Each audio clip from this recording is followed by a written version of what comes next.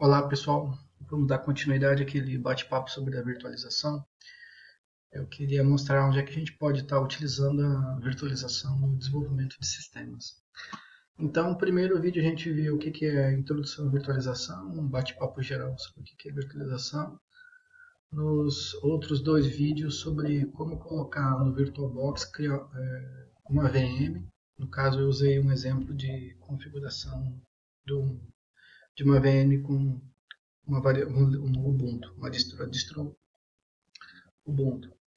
E aí eu teci alguns comentários sobre o Oracle VirtualBox. Então vamos olhar aqui esse cenário. Eu tenho aqui a máquina do desenvolvedor. Eu estou partindo do princípio que ele tem uma ferramenta de desenvolvimento hospedada, por exemplo, o Wakanda, o WaveMaker, um script case da vida. Vamos focar mais no script case, se bem que você também pode ter o Wakanda no teu servidor interno. Nesse primeiro pilar aqui, sei lá o que é isso, laranjado, salmão, enfim, eu estou chamando isso aqui de ambiente de desenvolvimento ou teste. É onde o desenvolvedor está diretamente conectado nele. O segundo, com uma espécie assim de verde oliva claro, é onde está o ambiente de homologação. E o terceiro, que é um azul claro, eu chamei de produção, onde os usuários finais vão estar conectados, vão estar trabalhando. Homologação é um ambiente no qual o cliente ou o dono daquela aplicação vai conectar com aquele servidor web, vai testar, vai dar OK e depois os usuários vão começar a trabalhar. Tá? Então, como é que funciona aqui? Eu posso ter um servidor web onde eu tenho a ferramenta de desenvolvimento, o Wakanda, por exemplo, um script case hospedado no meu servidor interno ou até na, na, na internet, no hospedagem, por exemplo, lá no roll.st. E aí, o que é gerado lá, o que eu faço? Eu faço o deploy, provavelmente num arquivo, numa pasta que fica geralmente no próprio servidor. Então o deploy ele é muito rápido. Se eu usar um script case local da máquina do desenvolvedor, eu vou ter que transportar o que foi gerado para o servidor web depois. Então isso aí inclui mais uma etapa no meio do caminho. É como transportar esses arquivos. Eu já vou comentar, dar algumas dicas de como está movimentando esses arquivos. Você pode ter uma máquina que ela é o servidor de banco e ao mesmo tempo ela é a máquina onde está a instância de banco. Então tem algumas pessoas que separam, pegam uma máquina só para colocar uma ou mais instâncias de banco e uma outra máquina onde eles colocam os storage de banco. Por isso que eu coloquei separado aqui. É uma estratégia interessante porque às vezes você pode ter um problema na instância, ela não levanta, aí você faz uma nova instalação e aponta por storage onde está o banco e você consegue levantar o banco. Ou você pode ter um problema de banco e isso não afeta a instância porque ela está acessando outras bases de dados que podem estar em outros storages, enfim. Então é normal haver uma separação aqui. Tá? Supondo que você está usando uma ferramenta tipo o Script Case ou uma ferramenta tipo o Wakanda, que o desenvolvimento web vai exigir LAMP, né? Vai exigir Apache, PHP, MySQL, provavelmente o Linux.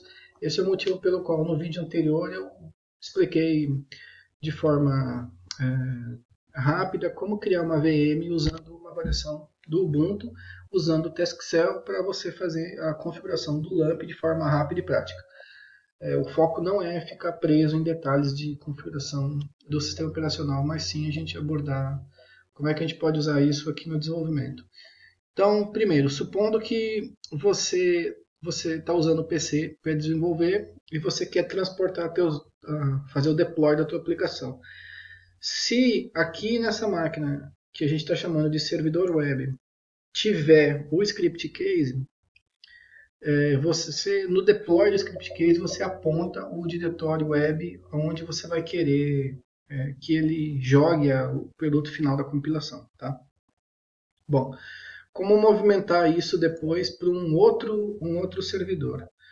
No caso, o ambiente de homologação, né, para o cliente testar, e depois para o ambiente de produção. não recomendo que o PC do desenvolvedor se conecte com o ambiente de homologação e produção. Tanto é que eu fiz uma flechinha aqui para ele ligar direto no desenvolvimento.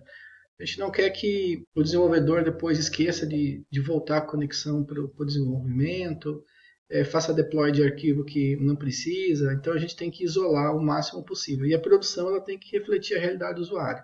Tá? Quem desenvolveu para desktop já deve ter visto que máquina do desenvolvedor geralmente tem muita coisa. Tem muita API, tem a última versão do .NET, a última versão do Java, etc. Então tem um monte de biblioteca instalada, uma quantidade gigante de DLL lá no teu Windows, se for o caso. E quando você gera a tua aplicação e quer levar para a máquina do cliente, geralmente acaba faltando algo, porque a máquina do cliente ela tem muito menos recurso que a máquina do desenvolvedor, muito menos biblioteca. Talvez não tenha mais de uma versão de Java ou de .NET instalado, etc. Então, para evitar essas coisas, a gente cria essa filosofia de vários ambientes para se testar, homologar e colocar em produção.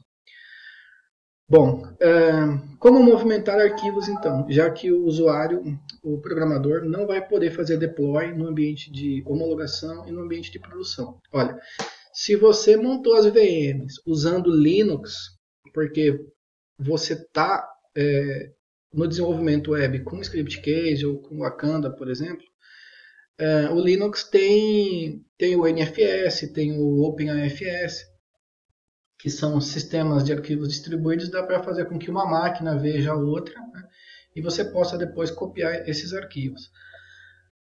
Copiar na mão não é muito legal, uma hora você acaba esquecendo alguma coisa. Então, você pode usar, por exemplo, o rsync, que vem com o Linux, para ele fazer sincronização de pastas. Então, você fez deploy numa pasta, o rsync sincroniza essas pastas com os outros servidores. Quando que o rsync vai fazer isso? Né?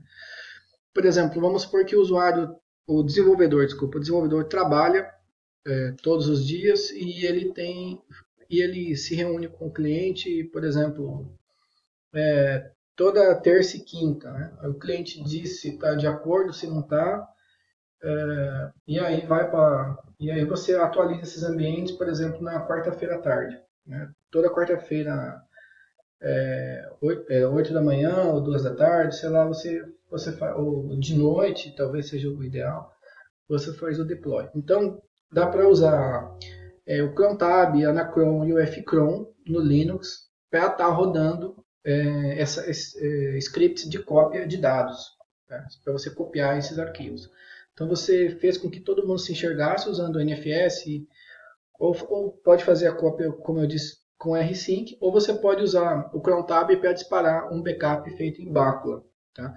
Os sistemas de arquivos dessas máquinas, você pode fazer com que elas se enxerguem utilizando Samba. Tá? Então, olhar as pastas tem várias formas de fazer com que um ambiente possa ver pastas compartilhadas dos outros. E a movimentação de arquivos aí fica a teu critério, fazer um shell script com um simples comandozinho de cópia, usar um rsync da vida, ou usar Bacula Client, etc. Também você pode usar um servidor FTP ou FileZilla para conectar esses caras e um crontab para disparar as cópias. Tá? Quem usa Microsoft tem N alternativas de compartilhamento, cópia. O próprio Windows vem o DFS para você poder fazer a conexão dos sistemas de arquivos distribuídos. Bom, se cada um desses ambientes for uma máquina virtualizada dentro de um servidor maior, dentro de um servidor mais robusto, que é o que eu coloquei aqui embaixo no marrom, camada de virtualização, se o teu hypervisor for um servidor bem robusto para suportar todos os desenvolvedores e mais esses ambientes rodando simultâneo, paralelo, então uma alternativa que você tem para fazer com que você crie, por exemplo, uma pasta compartilhada para o usuário fazer o deploy lá dentro. E depois o ambiente de homologação copiar aquilo para dentro de si e depois a homologação propagar aquilo para a produção, é você fazer o seguinte. Você pode criar na camada de virtualização as pastas compartilhadas que você deseja no teu storage e a camada de virtualização ela disponibiliza essas pastas para cada uma das VMs quando elas forem sendo levantadas. Como que funciona isso? Por exemplo, se você usa a VirtualBox, tem um recurso bem simples que é compartilhamento de pastas. Essas pastas que vocês estão vendo aqui, ó, são pastas que estão, na verdade, vindo do sistema operacional host. Quando o sistema operacional convidado erguer, levantar, ele vai enxergar essas pastas aqui. Tá? Então, lá no sistema operacional convidado, eu posso colocar uma letra, caso aquela máquina que esteja sendo inicializada seja uma máquina com Windows, por exemplo. Ou eu posso colocar um caminho que aponta para essas pastas aqui na máquina host. Tá? Então, essa é mais uma das vantagens da virtualização. Além de te permitir criar ambientes separados, o próprio virtualizador ele se encarrega de te fornecer para essas máquinas pastas que elas vão poder olhar e compartilhar dados entre si. Tá? Então, só para finalizar, quero dizer o seguinte, é muito interessante utilizar a virtualização como suporte para você montar uma infra para criar os teus ambientes de desenvolvimento, de teste, de homologação, inclusive de produção. Tá? A ideia era que mostrar esse pequeno cenário, é um cenário bem simples, a gente podia até ter colocado mais máquinas virtuais aqui dentro, para que vocês pudessem ter uma ideia de como é que ficaria um cenário mais sofisticado, mas aí vai a critério de cada um bolar uma estratégia dessa movimentação de arquivos. Né?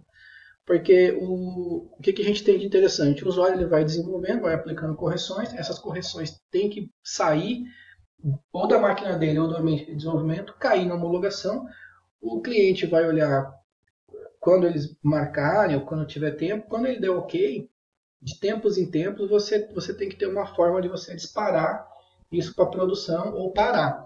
E na produção os usuários vão usar naturalmente aquele sistema.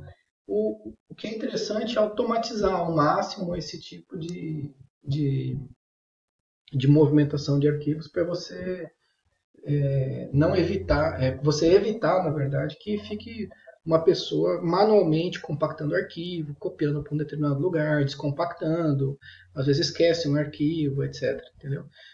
Então essa é a ideia. E óbvio que se aproveitar aquela parte de compartilhamento de arquivos que tem no hypervisor, já dispensa você ter que estar utilizando todas essas quantidades de softwares que eu falei para fazer com que um ambiente consiga ver o outro. É isso aí, pessoal. Então, sobre virtualização no desenvolvimento, acho que é o suficiente e até o próximo vídeo.